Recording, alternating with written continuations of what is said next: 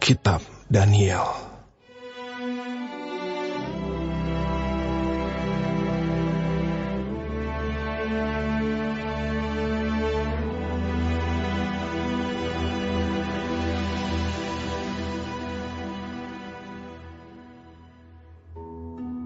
Pada tahun yang ketiga pemerintahan Yoyakim, Raja Yehuda, datanglah Nebukadnezar, Raja Babel, ke Yerusalem, lalu mengepung kota itu. Tuhan menyerahkan Yoyakim, Raja Yehuda, dan sebagian dari perkakas-perkakas di rumah Allah ke dalam tangannya. Semuanya itu dibawanya ke tanah Sinear, ke dalam rumah dewanya. Perkakas-perkakas itu dibawanya ke dalam perbendaharaan dewanya.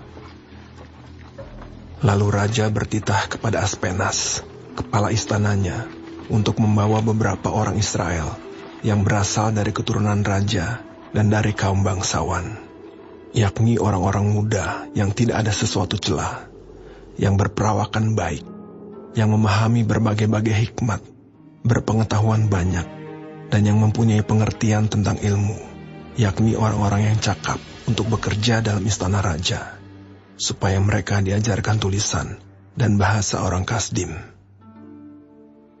Dan raja menetapkan bagi mereka pelabur setiap hari dari santapan raja dan dari anggur yang biasa diminumnya. Mereka harus dididik selama 3 tahun, dan sesudah itu mereka harus bekerja pada raja. Di antara mereka itu, ada juga beberapa orang Yehuda, yakni Daniel, Hananya, Misael, dan Azaria.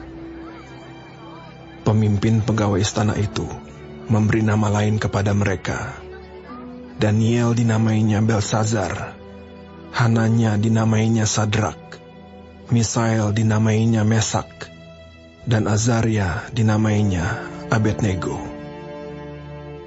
Daniel berketetapan untuk tidak menajiskan dirinya dengan santapan raja dan dengan anggur yang biasa diminum raja. Dimintanyalah kepada pemimpin pegawai istana itu, supaya ia tak usah menajiskan dirinya. Maka Allah mengaruniakan kepada Daniel kasih dan sayang dari pemimpin pegawai istana itu. Tetapi berkatalah pemimpin pegawai istana itu kepada Daniel, "Aku takut kalau Tuanku Raja yang telah menetapkan makanan dan minumanmu berpendapat bahwa kamu kelihatan kurang sehat daripada orang-orang muda lain yang sebaya dengan kamu, sehingga karena kamu aku dianggap bersalah oleh Raja." Kemudian berkatalah Daniel kepada pencenang yang telah diangkat oleh pemimpin pegawai istana untuk mengawasi Daniel, Hananya, Misael, dan Azaria, "Adakanlah percobaan dengan hamba-hambamu ini selama 10 hari, dan biarlah kami diberikan sayur untuk dimakan dan air untuk diminum. Sesudah itu, bandingkanlah perawakan kami dengan perawakan orang-orang muda yang makan dari santapan raja. Kemudian, perlakukanlah hamba-hambamu ini sesuai dengan pendapatmu." Didengarkannyalah permintaan mereka itu, lalu diadakanlah percobaan dengan mereka selama 10 hari. Setelah lewat 10 hari, ternyata perawakan mereka lebih baik, dan mereka kelihatan lebih gemuk daripada semua orang muda yang telah makan dari santapan raja.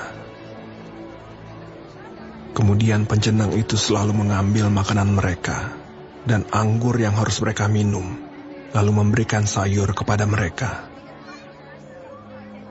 Kepada keempat orang muda itu, Allah memberikan pengetahuan dan kepandaian tentang berbagai-bagai tulisan dan hikmat, sedang Daniel juga mempunyai pengertian tentang berbagai-bagai penglihatan dan mimpi.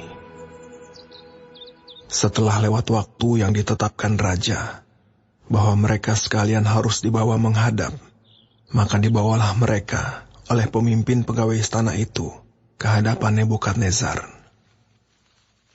Raja bercakap-cakap dengan mereka, dan di antara mereka sekalian itu tidak didapati yang setara dengan Daniel, Hananya, Misael, dan Asaria.